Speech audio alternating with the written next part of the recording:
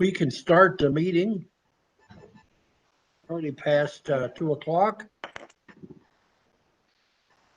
The first item on the agenda is the approval of minutes from November and December. And Linda sent, well, she sent the November ones earlier, but she sent both again yesterday. So is any comment or amendments proposed to either November or December minutes? I think maybe Lee, that the November would probably be considered the November revised, November 12 revised. Just to be technical. Okay. I make a motion that the November 12 revised and the be approved. All in favor? Aye. Yeah. How about the December minutes? Okay.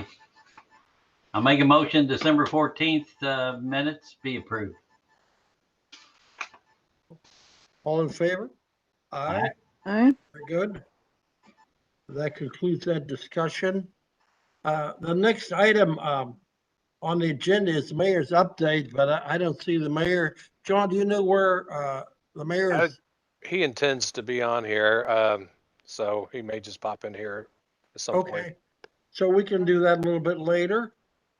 The next item is a consultant's update. That's Andrea. Andrea, do you have a report for us? Well, I think most of you know that the flag was placed for the donated tree from the League of Cities and Ecotech, and it is along the entrance side of Sutherland Farm Road. I've actually spoken to Grant Jones, the owner of the nursery that has been contracted to plant those trees, and he is aware of that location.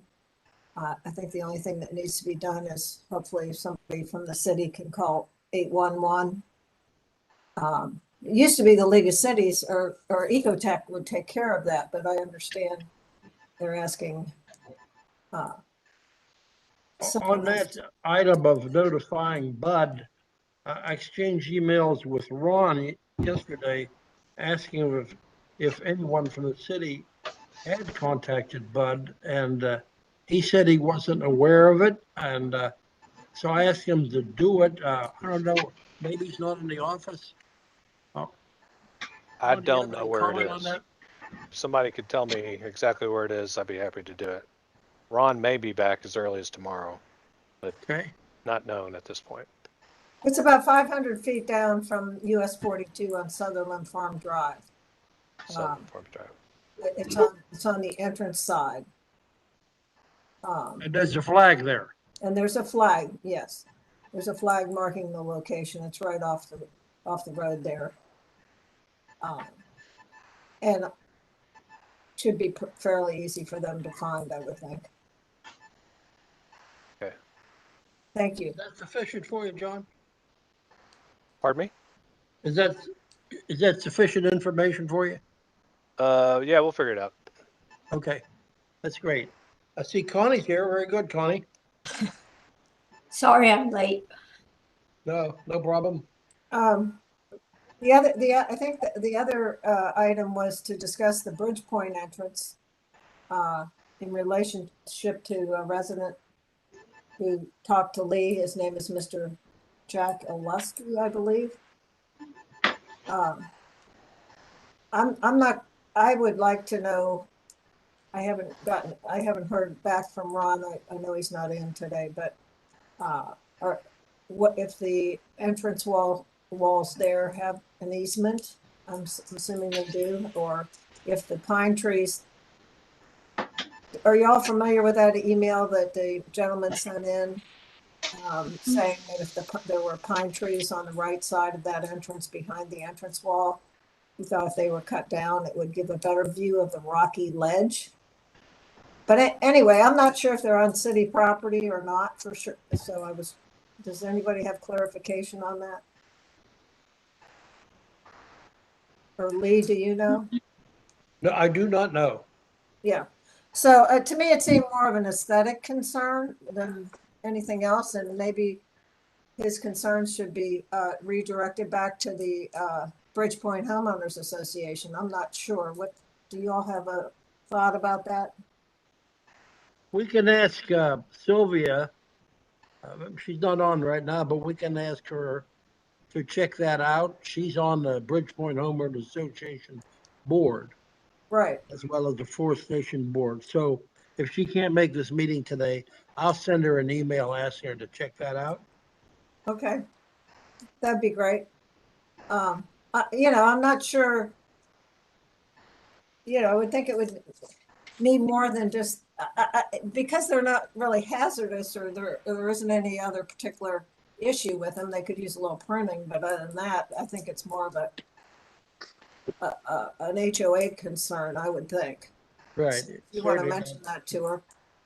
And the other tree on the opposite side he mentioned was kind of looks like a big totem pole dead tree behind the left entrance wall there. Yes. It must be 20 to 25 feet back down the hill from that entrance wall. I'm wondering if the Bridgepoint HOA had some pruning done on that tree. They had some pruning done at that entrance over sometime in the last year, if you all recall. And it seems to me maybe that tree was pruned on because it has no branches on it. Unless That's what he said. Oh, That's what he told me, right? and so to me, I don't know if it's a huge concern. I mean, either. But again, I think we might ask it is on HOA property. So you might ask Sylvia about that too, what their board thinks. Okay. That I'll would be do my that. suggestion.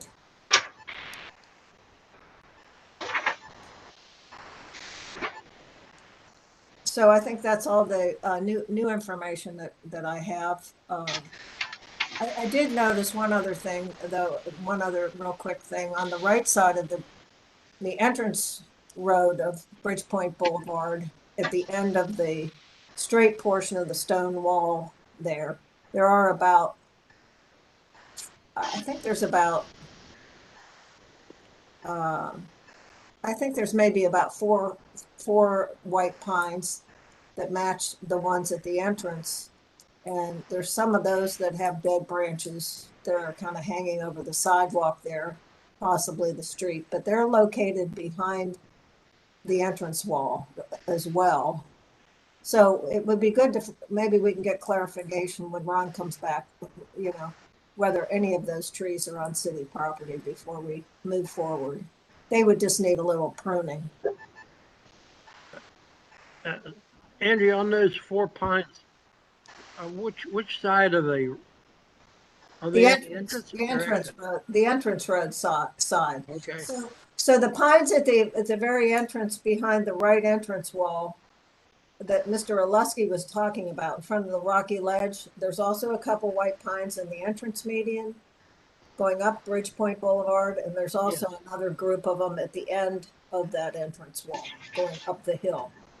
They kind of all coordinate, they all, but there's about a couple of them at the end of the entrance wall on the right as you enter there, that have some dead branches hanging over the wall and hanging over the sidewalk. But it would be good to get clarification I think, who they belong to. So I was just mentioning that as well. Sure, good.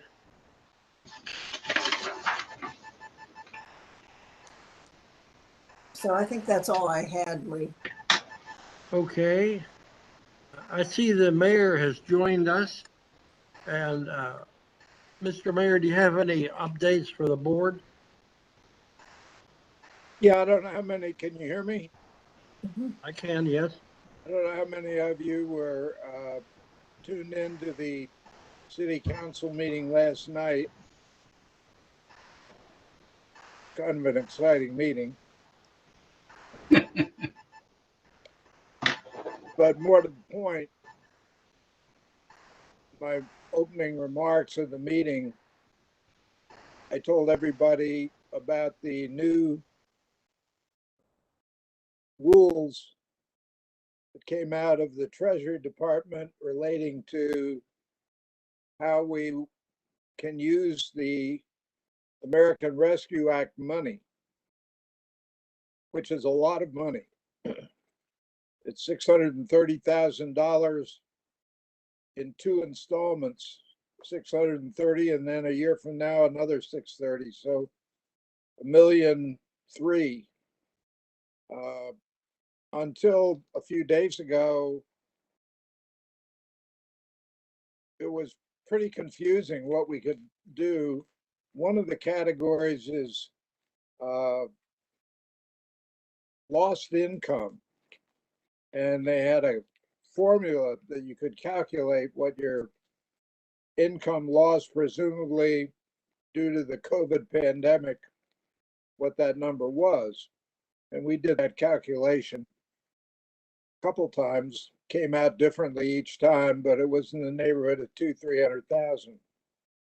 Well, the new rule says you can use, basically in our case, all of it.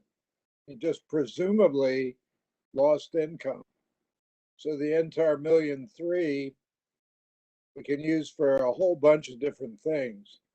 And I think that's very important for this group, for everybody, for the entire city. So that's the big news.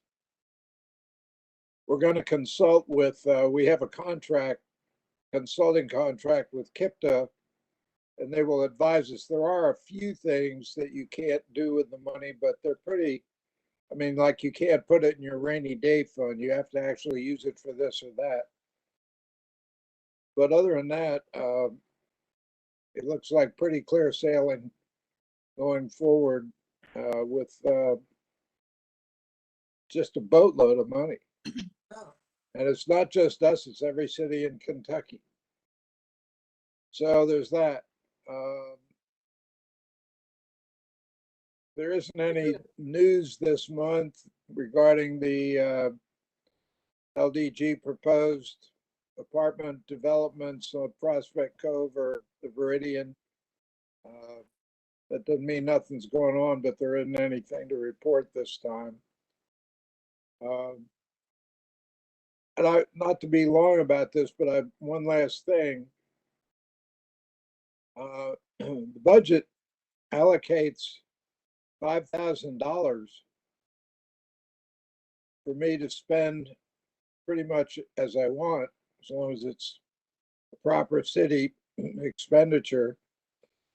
And historically, I never begin to use that $5,000. I may use 4,500, or I may use 500, and there's still 45 left. And I just mentioned that in connection with, for example, this recent, recently I committed to paying for some plaques at the memorial trees out of that fund, and that's fine. I recently noticed a move to, I think, buy a tree in memory of Linda Wardell's, either honoring her or in memory of her parents or that kind of thing. And I just wanted to let the board know that a few hundred here and a few hundred there would be available for things that you want to do. Oh, very good. Very, very good.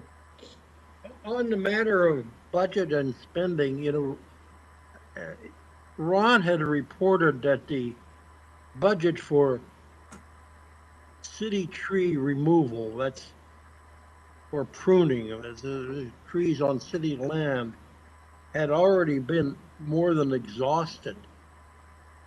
And if there's going to be any reshaping of the budget and spending of the American Rescue Plan, some money could be allocated towards remediations on city trees.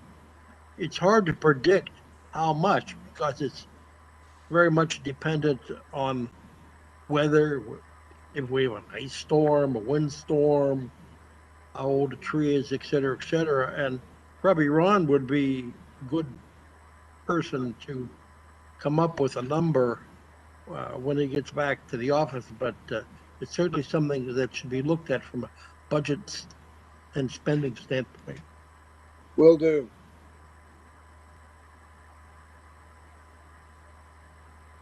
Anything else from you, Mr. Mayor? We'll move on to the next item, which is pretty simple. The Tree City recertification was filed with Ron's help at the end of December, and we received a message from the Kentucky Division of Forestry Urban Forester, Bridget Abernathy, who's worked with us in the past, and she said everything was in order on our submission. It met all the requirements. She is forwarded to the Arbor Day Foundation, and we would expect to receive an official recertification probably in March, something like that. The timing is a little bit vague. There's no further action needed on that item from our part.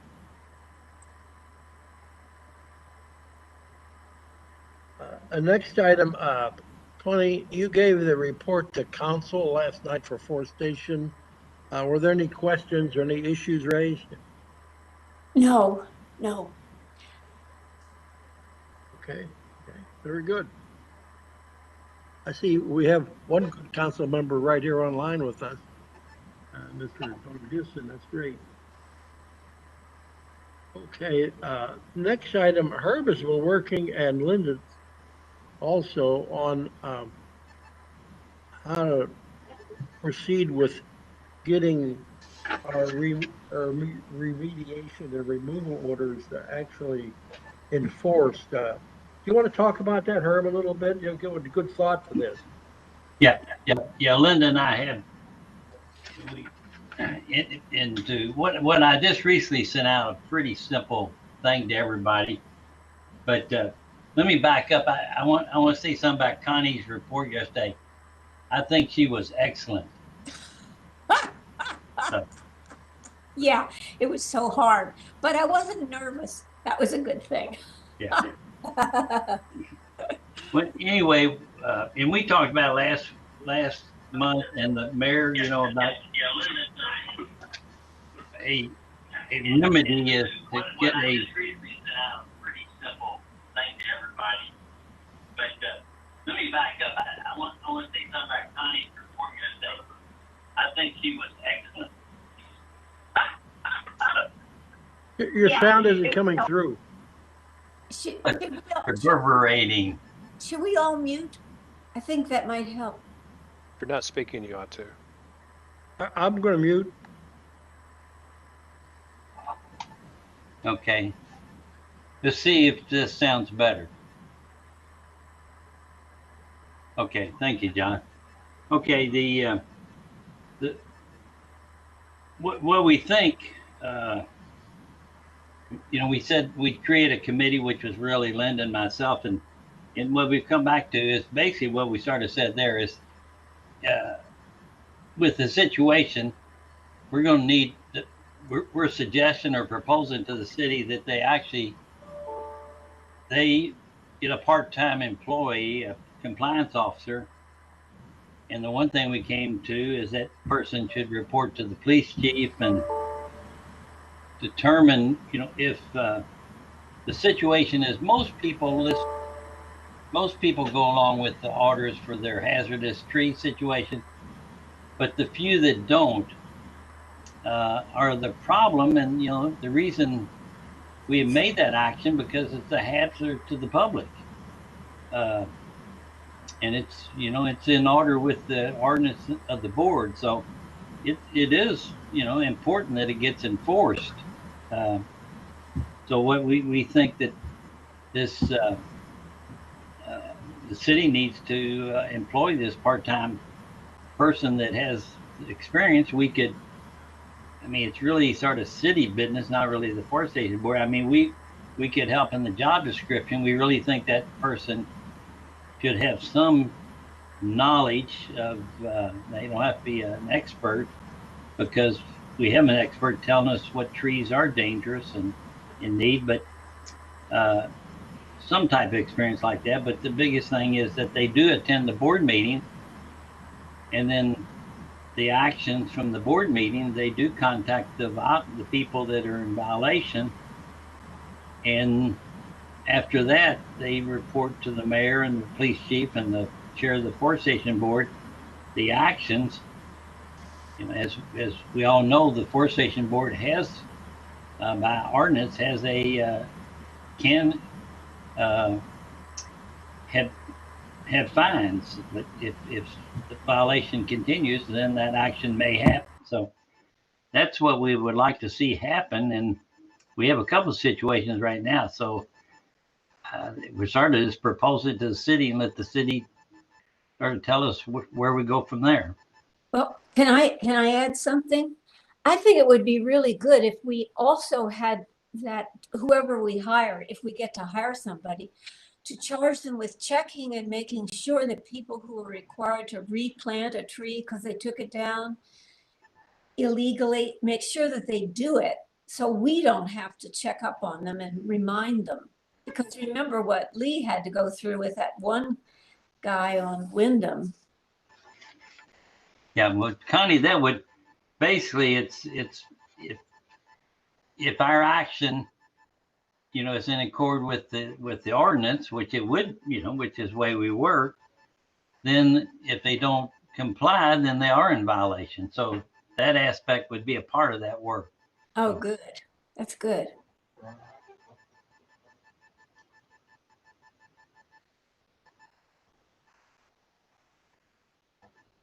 So you know, we're interested in see what we do next. What are the next steps?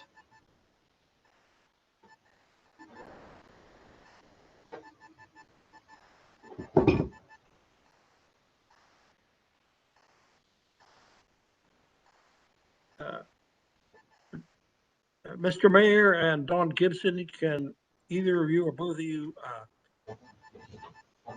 comment upon Herb's report?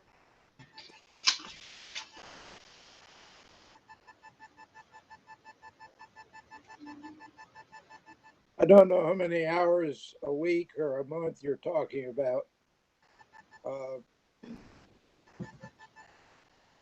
Beyond that, it's a matter for the council in putting together a budget to pay that person. That's a question that only the council can answer.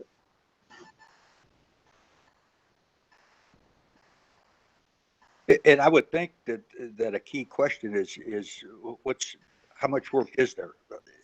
What kind of hours is going to be required on an average week? Right.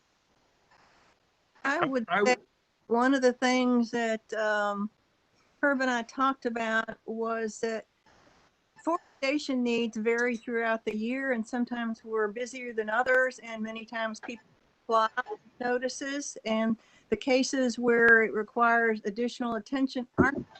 So it became, could this person be of assistance to other aspects of ordinance compliance? I know Rick's very busy. This could be something that he could be a backup on, just a possibility. Could it be a voluntary position? It's a good question. Connie, addressing that issue, that person who had that position would be in fact enforcing laws, and in laws in the form of ordinance, but they are laws and subject to the written parts of such ordinances, which include also not only the forestation ordinance, but the nuisance ordinance, which covers trees impinging on streets. So I don't think that we want a volunteer charged with enforcing the law. That's why we're hiring or proposing to hire someone. So far as the number of hours goes, I think it'll be pretty minimal, but we can work on that develop a job description and an estimate of the number of hours from both the Forestation Board and input from Andrea. And any other comments on that? I would also think that there would be probably very few hours that would be associated with enforcement. Majority of the hours would be more of an administrative type thing. Right. And regarding that, the Rick Wilson, the code enforcement officer, has been sending out the letters to the residents already. He just has difficulty apparently ensuring compliance. And I'm not sure that he couldn't continue to send out those letters, and the compliance officer would then follow up, ensuring that the resident was complying, or so notifying the chief, mayor, forestation board that there had been no compliance.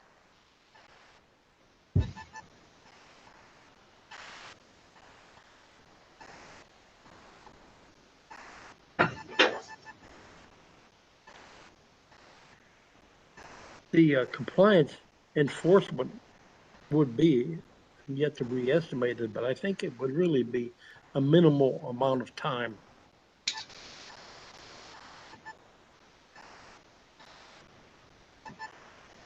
Anybody else commenting on this particular subject?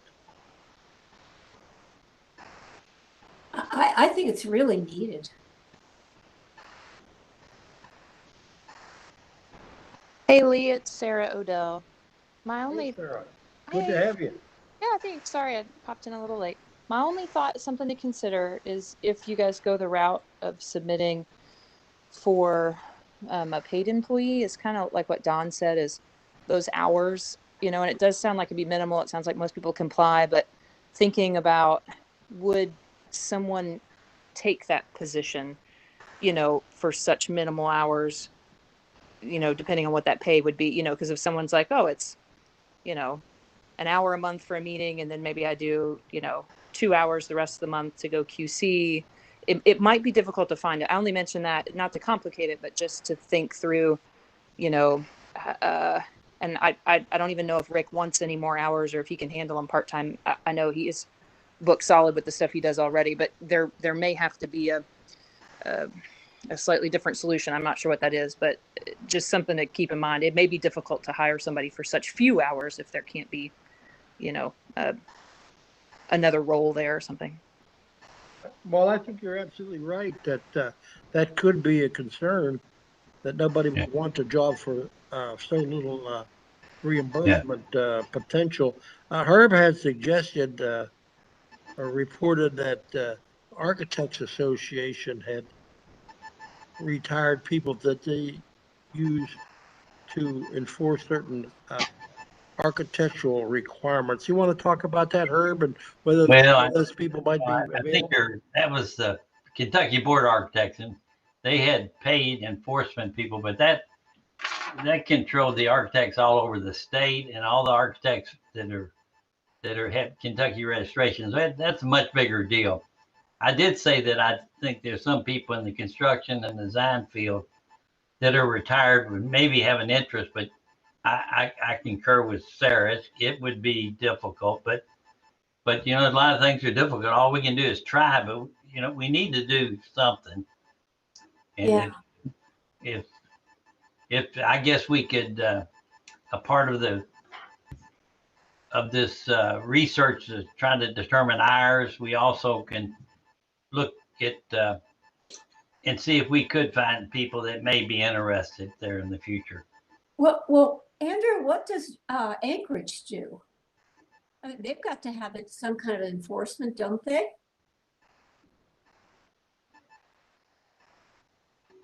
I think they shoot them. You're muted, Andrea. You're muted. Sorry. We can't hear you.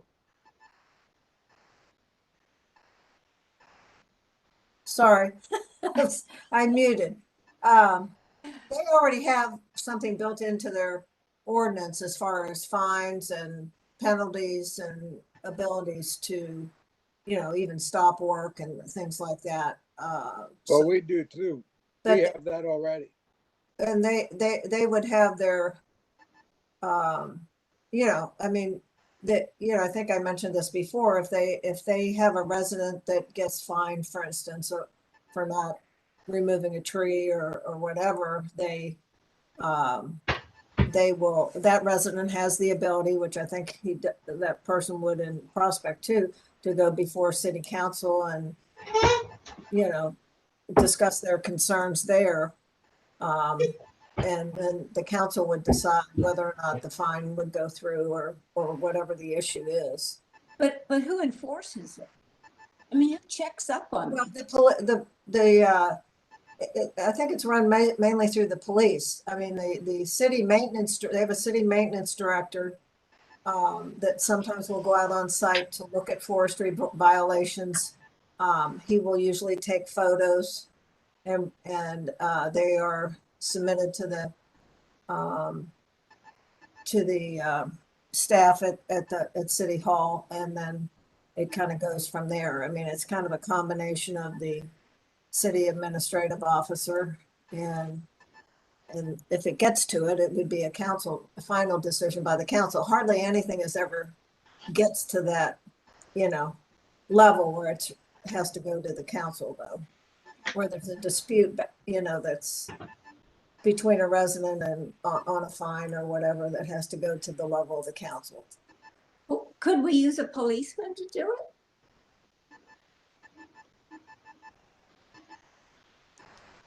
I don't think that's gonna happen.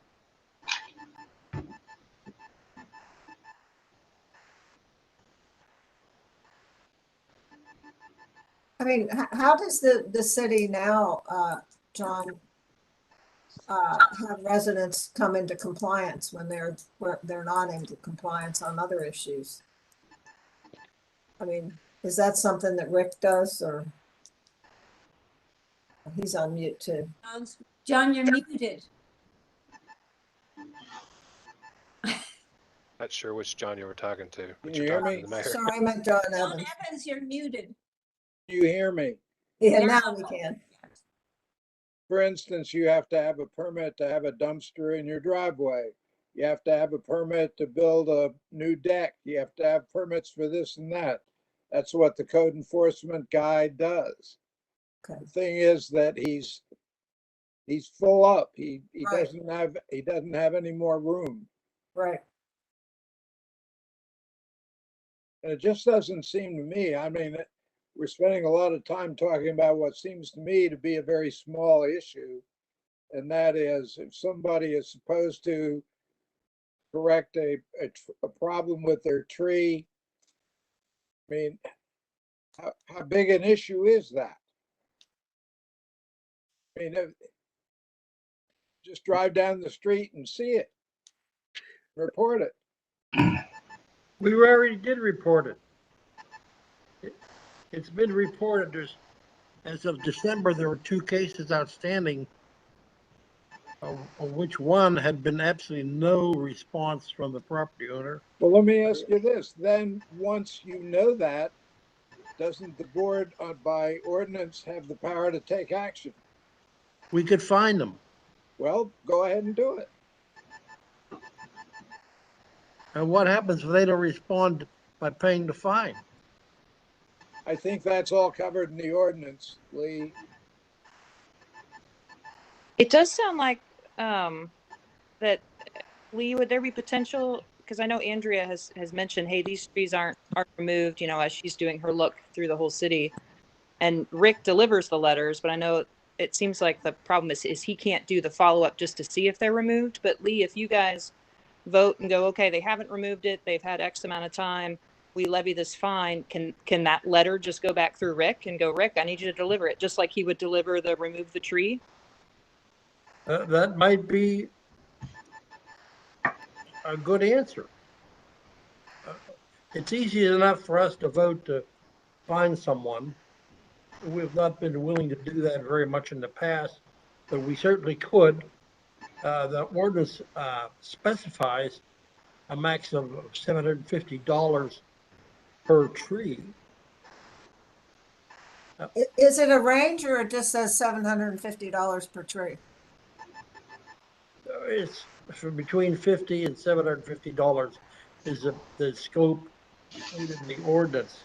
However, what is not addressed in the ordinance is what happens, if the person pays the fine and then does not comply with the order. It's actually probably cheaper to pay a fine than take down the tree, would cost you $3,000 or $4,000. Are you sure? Are you sure it's not covered in the ordinance? Because my recollection is it then goes to the city council. Yeah, well, it is specified somewhere in the ordinance that the city can take a tree down itself and send the bill to the property owner. Well, the gap in the process, it sounds like the code enforcement sends out the letter of noncompliance, and the gap in the process is that there's not a follow-up. Is that? That's pretty much it, Don. So this happens, what, 3 or 4 times a week? 3 or 4 times a month? Maybe twice a year? Very seldom. Yeah, we generally, Very as it was seldom. reported, people comply with these remediation orders without any hassle. Right. In a few cases, it's been necessary for the Forestation Board to recontact those people. And in a few cases, there's been no action whatsoever on some trees that are clearly hazardous. Well, Lee, how do you distinguish between who needs to be contacted and who doesn't?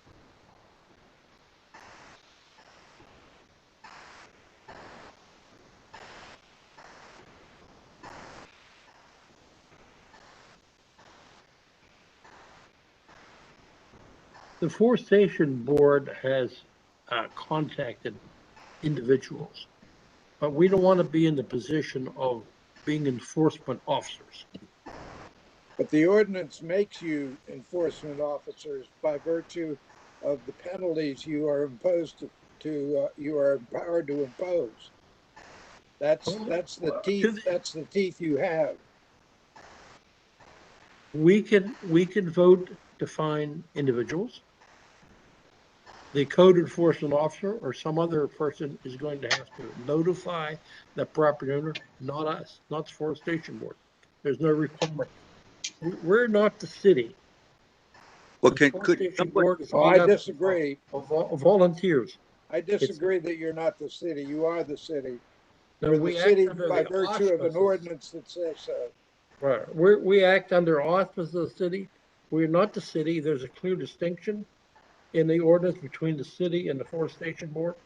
I don't have any problem with us voting to impose a fine on someone who's made no response. And I think probably the other board members would have to agree with that, but they probably would.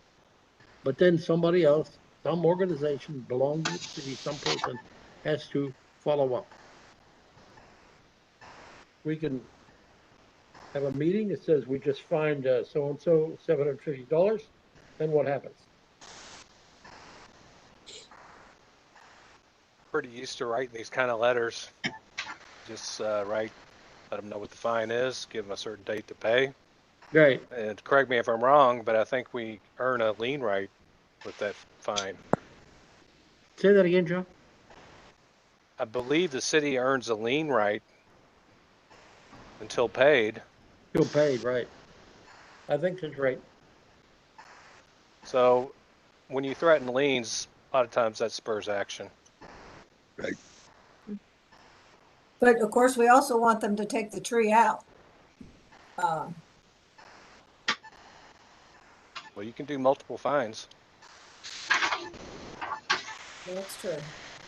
Well, I thought I heard somebody say that if they didn't do it, the city could do it and send them a bill.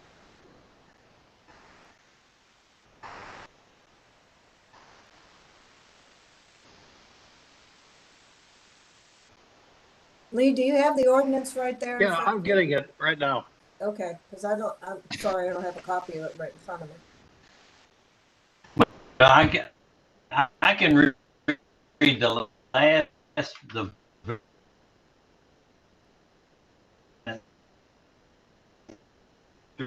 Herb, you're breaking up.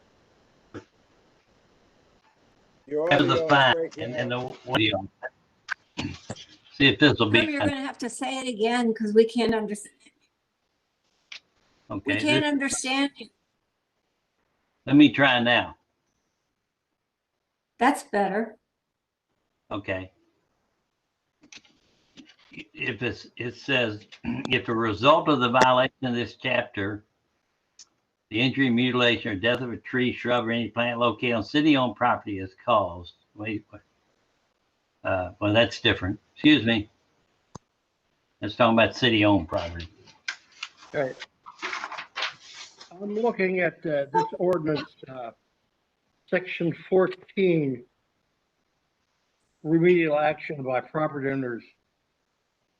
The city, upon written confirmation from the Forestation Board, shall have the right to cause the removal or remediation of any tree, et cetera, which presents a hazard.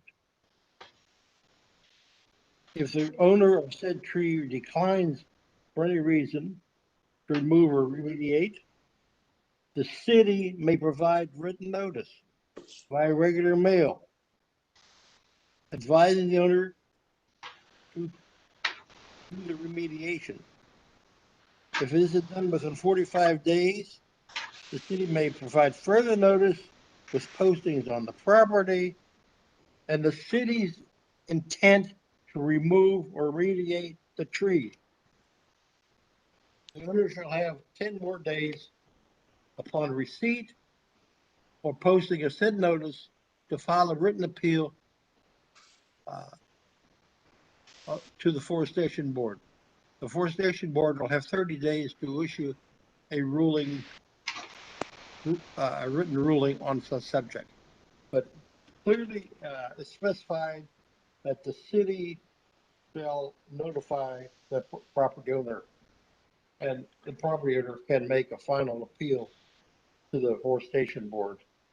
And I think elsewhere in this ordinance,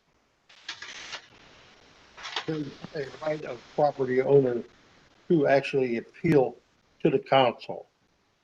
And you look at section 22, the city council shall have the right to review any decision by the Forestation Board. Any person may appeal any ruling by the Forestation Board to City Council, which may in its discussion afford a full hearing of the matter and make a final decision, et cetera, et cetera. That's very unlikely to happen, but it could happen. Those are the relevant portions of the ordinance.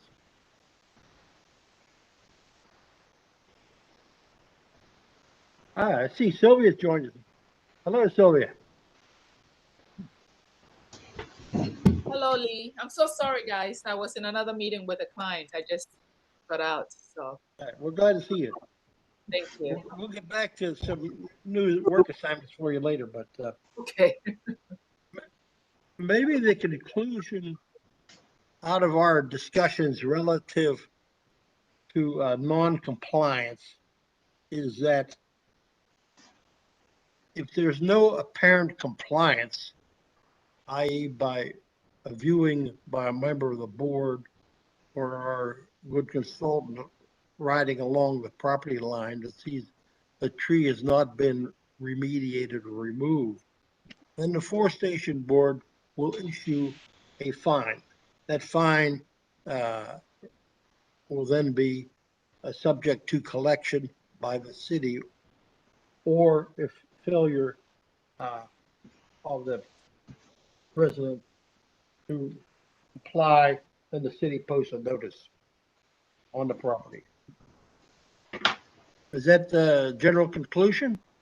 Any comment? Sounds good. Who gets to keep the money? This is money all goes to the city. Yeah, Lee, that sounds like a good deal. Let's go that route. Okay, we'll try that and see what happens. Yeah. Good. I'm going to interrupt the agenda here for a moment.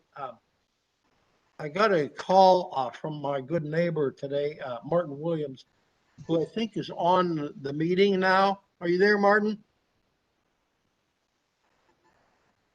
I see his face. Yeah, I see his name here. Maybe he's muted. Martin, are you there? I think he's muted.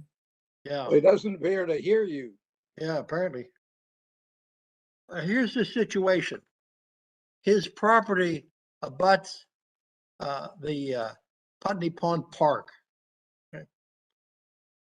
A big tree on the parkland belonging to the city has fallen across his property to a considerable extent, maybe extending 20 feet or more. It covers his swimming pool, among other things. And he's looking for the city to remove that tree.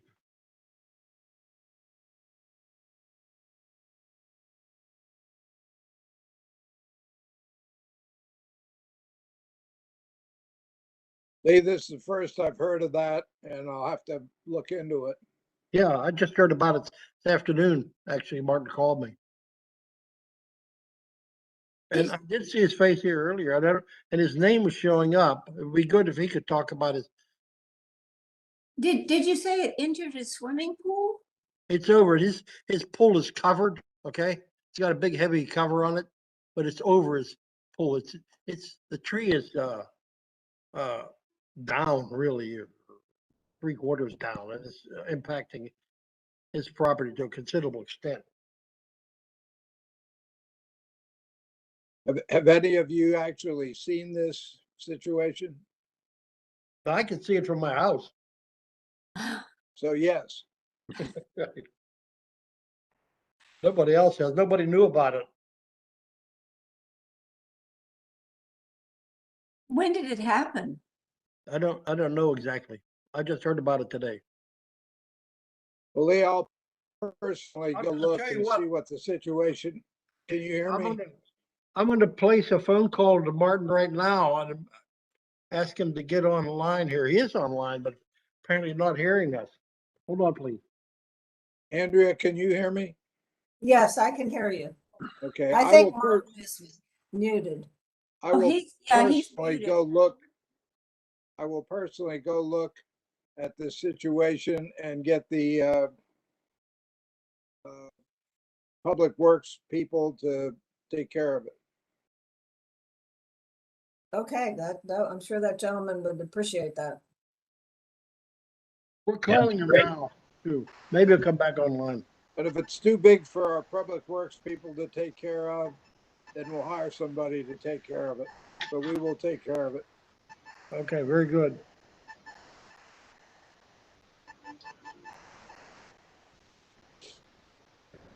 I'd like to go back to Bridgepoint, which we originally discussed. Now that Sylvia's here, Sylvia, in the Bridgepoint entrance area, there are. Can you hear me? Sylvia? I can, yes. Yeah, there's on both sides of the road there are pine trees, and we're trying to determine whether they belong to Bridgepoint HOA or not. Okay. Andrew, can you talk a little bit about that? Well, I don't know if they are on if they belong to the HOA, but if they are the entrance, I want to say it's city property because you all have the city normally tends to those areas, right? The city works on those wooded areas, right? I don't think that Bridgepoint owns them, but I can talk to Scott McClinton. He will know. He probably has property demarcation, so I can talk to him and then get back to the group to let you know exactly who owns that. If it's us, if it's a HOA or the city. Right, and we've also asked Ron to look into it, but he's just not on this call today. I can check. I can talk to Scott. Now, these are the pine trees behind the wall on both sides. The gentleman, Mr. Olusky, I don't know. Is he a Bridgepoint resident? Do you know, Lee? The email said he is, but I haven't. Oh yeah, he did say that. I see it now. what we were discussing before you got on the call, Sylvia, is the ones on the right side, on the entrance side going in.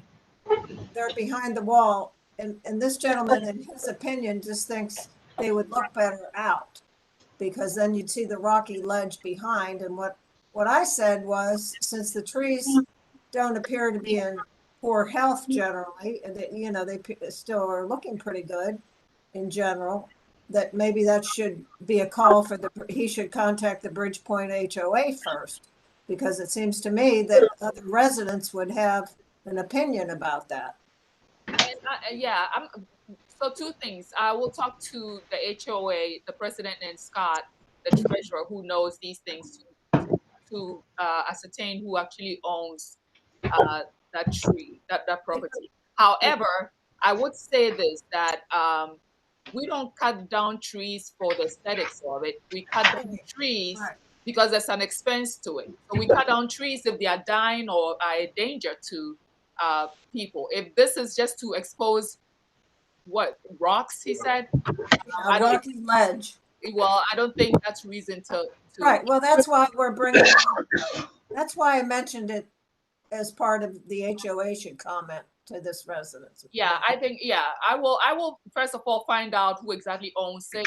But frankly, I mean, I'm on the HOA board too. If it so happens that it's the HOA, I will vote against taking it off just because it's right. It's you know, if it's dead, it's one thing. If it's obstructing his property, whatever he says it is, that's his problem, not ours. So Lee, it sounds like from Sylvia's point of view, the HOA would kind of agree with what we've talked about regarding those pine trees. Exactly. I mean, there is taking down trees is expensive. We don't take down trees to right. Rocky. We're not suggesting to take them down. You know, that's why I mentioned it. Now there is one on the left side, Sylvia, the exit side. That this man mentioned. It's probably 25 feet at least down the hill from the entrance wall. Okay. And it looks to me like it's just like a big totem pole. You know, it doesn't have any. It's just a big trunk, tall trunk. It's totally dead.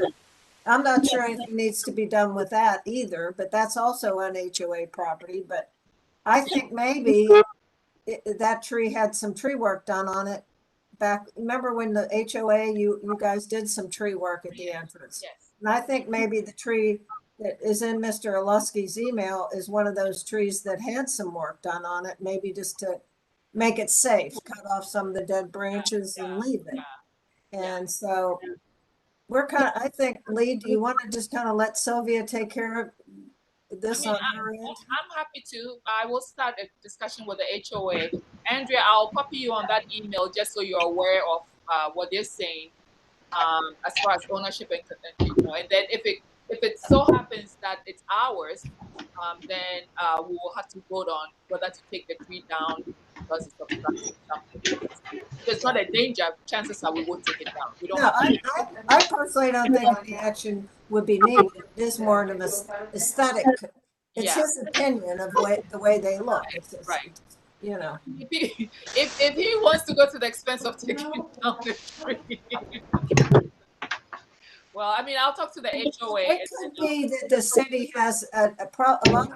Usually cities have easements around their walls, their entrance walls. So it could be those trees on the right side going in are in the easement. Yeah. But either way, I wouldn't recommend they be removed just to remove them. Yeah.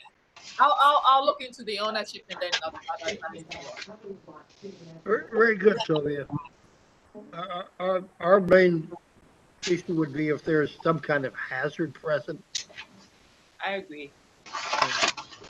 Thanks very much.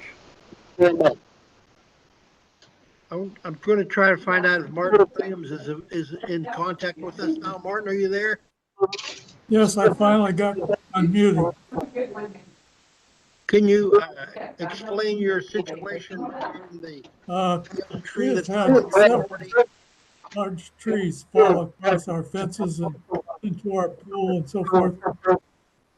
I've taken care of most of them in the past, but I've worn out my chainsaw will help with this one.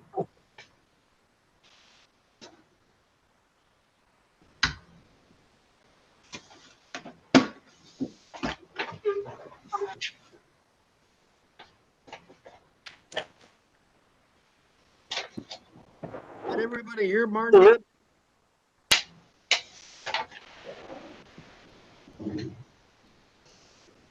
No, I didn't hear him. Can you repeat that, Martin? Yes. We've had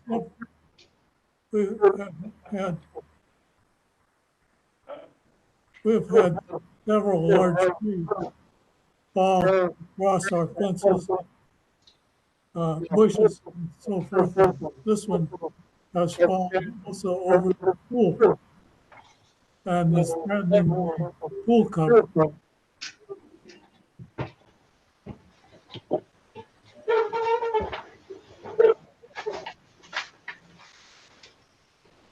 Your signal appears to be breaking. Beg your pardon? Does anybody understand what Martin's reporting? I have no idea what he said. Okay. Martin, does the city will send somebody to take a look at your situation? Great, I really appreciate it. Okay. You want to give him your address? Yes, it's 7303 Fox Bluff Place.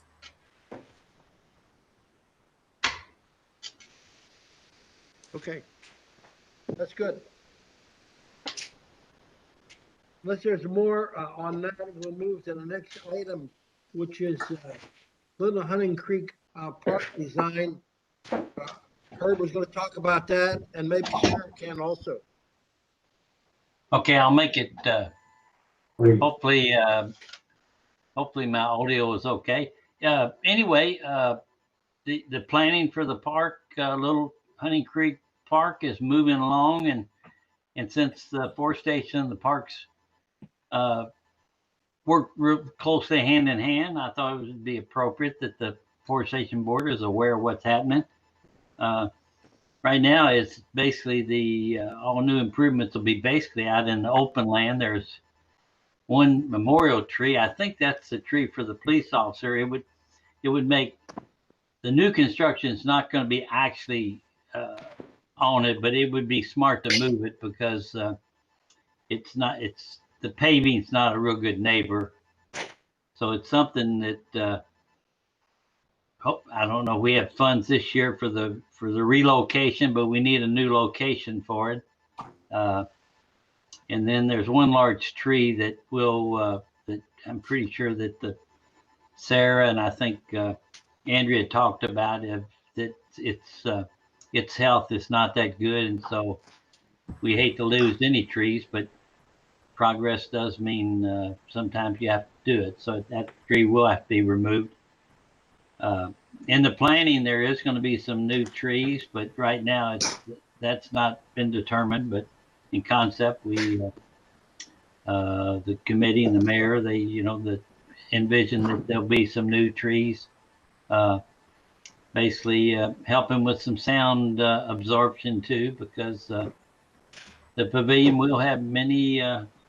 We envision many future events for the residents, and so the sounds of US 42 being diminished would be helpful. So that's the report. I will say I'm. You got a comment?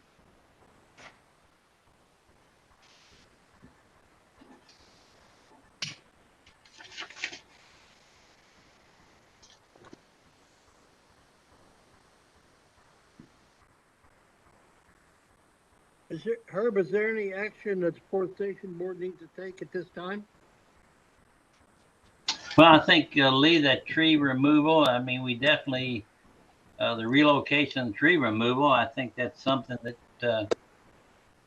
I think since it's on city property, we do need to act on that, don't we? I think so. We'd have to vote in favor of those two actions. You want to make a motion?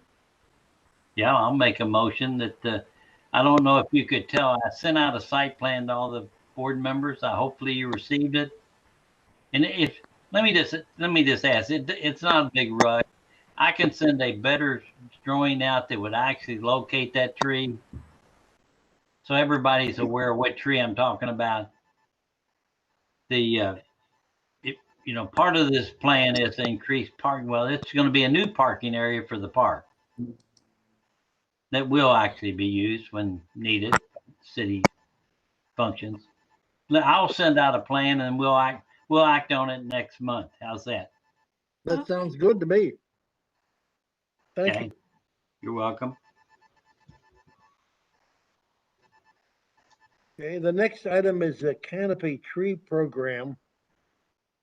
And my understanding from the last meeting is that probably the best action now for the Forestation Board is to provide a newsletter article advertising the spring program with the date of orders to be submitted by March 1. Perhaps Andrea might comment on the species of trees that she would recommend being available, perhaps different from those that were made available in the fall due to a different climate situation in the spring. Any comment on that, Andrea? Let me review the list and that we had from the spring. From the fall, and it might be we want to change out one or two. Let me review it, and how about I'll send you an email. Okay. I'll check with the supplier too and see how the spring availability will be on Might some of be. these trees. Probably we won't get an order for more than 1,000 trees. So Well, we only have budget for 20, I think, as I recall. But Lee, let me just ask, we did get approval from the city that these trees can be planted on people's property. I've had no response to that. Well, I think we need to do that. I mean, the goal of this program is basically the same goal as Arbor Fest, that residents plant trees on their property in Prospect. But I don't want. I think it'd be bad if we get the program advertised and we find out that it's not a legal thing. So please. Well, my understanding is that you sent a letter to the mayor and he was going to send it to city attorney. So far as I know, there's been no response. Okay. Mr. Mayor, can you comment on that or follow up with Mr. Gorman?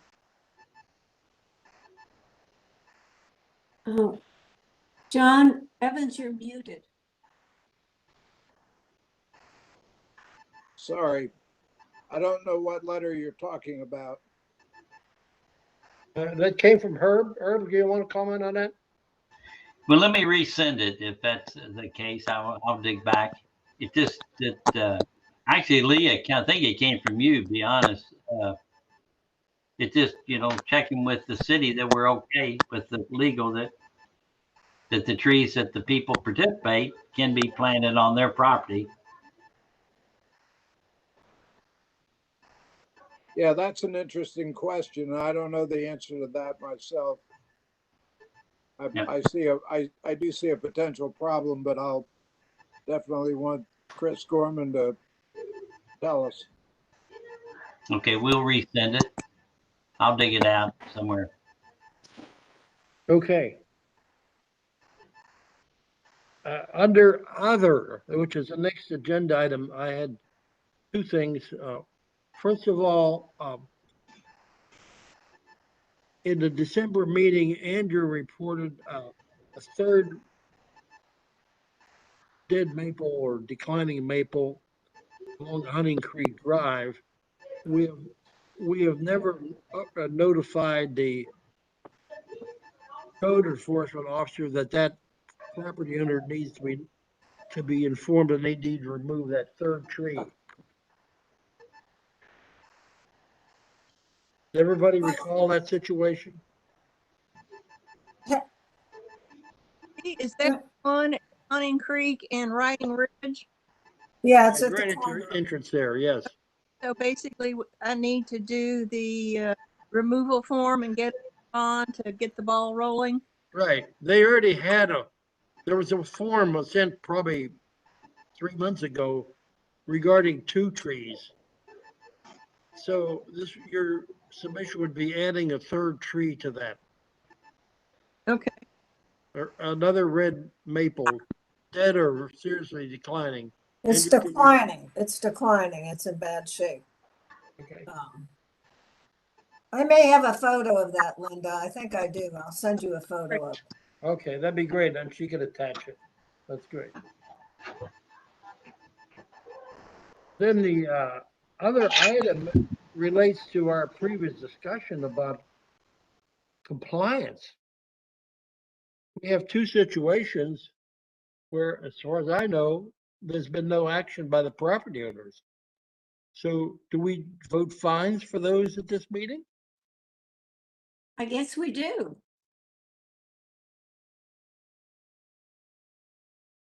Let's do it. Okay, Okay. I The propose, one is along Sutherland Farm Road, belongs to the farm. Now, hey, Lee, Yes, sir. today, I mean, when I was doing the research on this compliance thing, Yes, I read in the ordinance, it says within the city. You know, that tree isn't within the city. the property is, I believe. I don't think The so. property is on the Wallace farm, isn't it? It's just the It fact is, it's it's on- hanging over onto city property, Yeah. threatening It's on city Wallace Farm. property. Is the Wallace Farm, is that part of Wallace Farm in the city? Well, that's a I good doubt it.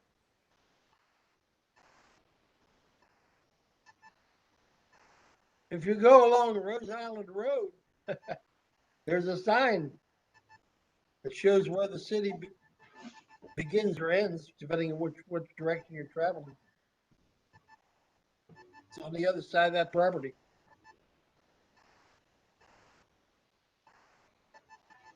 Well, okay, I was just wondering.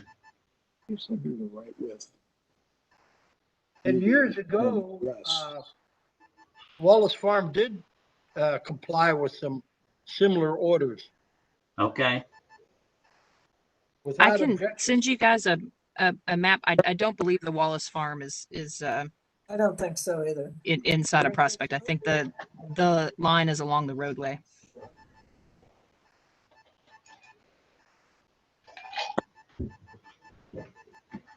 Who was saying that? that was Sarah. Sarah. Sorry, yeah, that was Sarah. I apologize. I'm in the car on the way to get my daughter, so sorry. I don't have my video on. Sorry about that. Okay. So you don't think the Wallace Farm is there?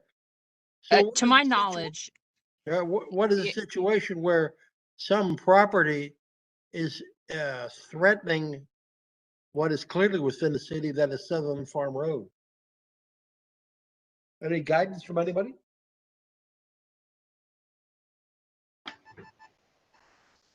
it might be worth asking Chris Gorman, since, like you said, the tree limbs are the problem. So they are over the It's over like the a property there. But it's like a huge trunked 3 or 4 big trunks of a large oak tree. The trunk of the oak tree is on the other side of the fence on the Wallace property, and then a couple of the big trunks of the tree lean over the fence on the entrance side that goes along the entrance side of Sutherland Farm Road.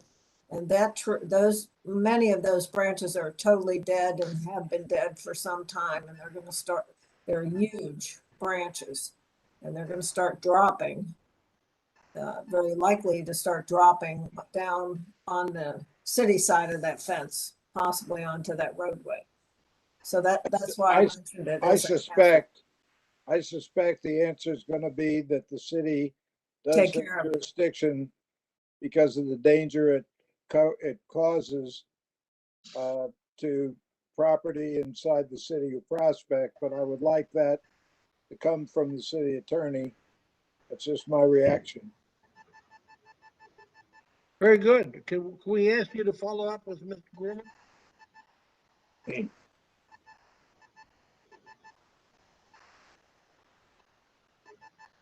Okay, what was the other property? What's the other one you want to vote on, Lee? It's clearly in Sutherland, The Wyndham Parkway address? Wyndham Parkway. There's several ash trees that are dead right in the front yard.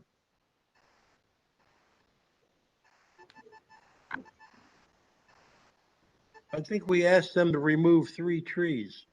There's actually more than that that are threatening, but we asked for 3. And as a starter, perhaps we could say failure to comply with these, move these 3 trees would result in $500 per tree. And it does not relieve the property owner of removing said trees. Any comment? I'll second that motion. I will too, yeah. Okay, Those trees have got to go. all right. I'll draft a letter which we will forward to Rick Wilson, who would have the responsibility for sending it out. Okay. Okay. Anything else relative to Forestation? Yes, Smithfield Green had 5 dead ash trees in her front, and Andrea saw them and confirmed that. We've had remediated. The process was to cut them off and about a 15-foot totem pole. Right. So that's complete. Oh, very good.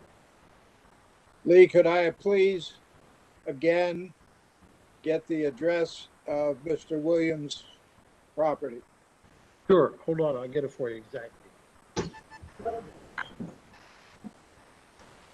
Oh, Linda probably has it.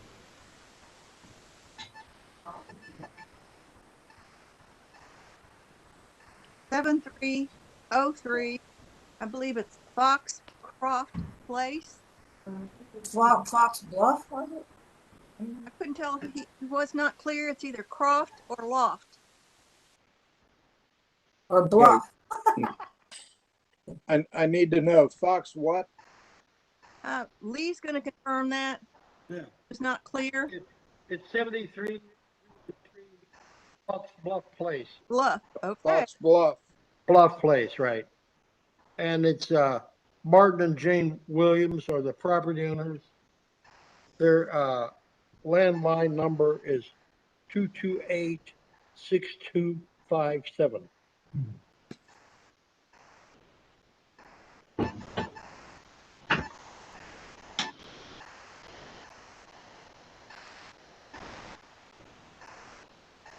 Got it. Okay. Anything else besides the next meeting date? Yep. Looks good. Make a motion to adjourn. I The next second. meeting would then be February 8th, second Tuesday in February, 2 o'clock by WebEx. Okay.